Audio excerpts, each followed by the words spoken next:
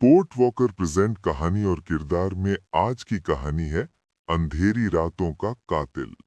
मुंबई की सर्द और नम हवाओं में उस रात कुछ अलग था।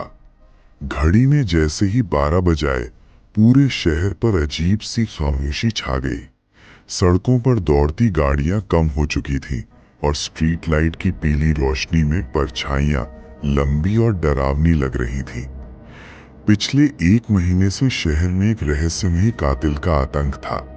मीडिया ने उसे नाम दिया था अंधेरी रातों का कातिल।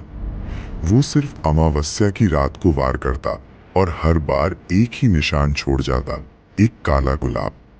इंस्पेक्टर आरव मल्होत्रा पिछले 20 दिनों से इस केस में उलझा हुआ था। नींद उसकी आंखों से कोसों दूर थी। हर बार कातिल पुलिस को चकमा देकर गायब हो जाता। कोई सीसीटीवी फुटेज साफ नहीं, कोई चश्मदीद गवाह नहीं। उस रात भी अमावस्या थी। आरव अपनी जीप में बैठा पुराने डॉकयार्ड रोड की तरफ बढ़ रहा था। उसे एक अनजान कॉल आया था। अगर कातिल को पकड़ना है तो आज रात पुराने गोदाम में आ जाओ। आवाज बदली हुई थी, लेकिन उसमें घबराहट साफ झलक रही थी। गोदाम के बाहर सन्नाटा पसरा था। टूटी खिड़कियों से हवा सीटी बजाती हुई अंदर जा रही थी। आरव ने अपनी पिस्तौल संभाली और धीरे धीरे अंदर कदम रखा।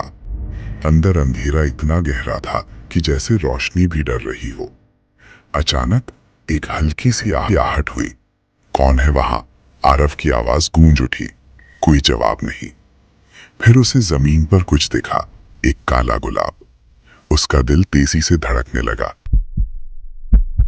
तो कातिल यही है। उसी पल ऊपर की मंजिल से किसी के भागने की आवाज आई। आरव सीढ़ियां चढ़ते हुए ऊपर पहुंचा। वहां एक परछाई खिड़की के पास खड़ी थी। भागने की कोशिश मत करना, आरव चिल्लाया। परछाई हंसी, एक धीमी ठंडी हंसी। तुम हमेशा एक कदम पीछे रह जाते हो इंस्पेक्टर। आरव ने टॉर्च की रोशनी सीधी उस चेहरे पर डाली और हैरान रह गया। वो कोई और नहीं बल्कि क्राइम ब्रांच का ही अधिकारी कबीर था। तुम? आरव के हाथ कांप गए। कबीर मुस्कुराया। हाँ, मैं ही हूं अंधेरी रातों का कातिल। क्यों? आरव की आवाज टूट गई। कबीर की आंखों में दर्द और पागलपन मिला हुआ था। क्योंकि इस शहर ने मेरी बहन को इंसाफ नहीं दिया। उसके साथ जो हुआ वो सब जानते थे, लेकिन पैसे और ताकत के आगे सब चुप हो गए। जिन लोगों को मैंने मारा वो सब उसी गुनाह में शामिल थे। आरव सन रह गया।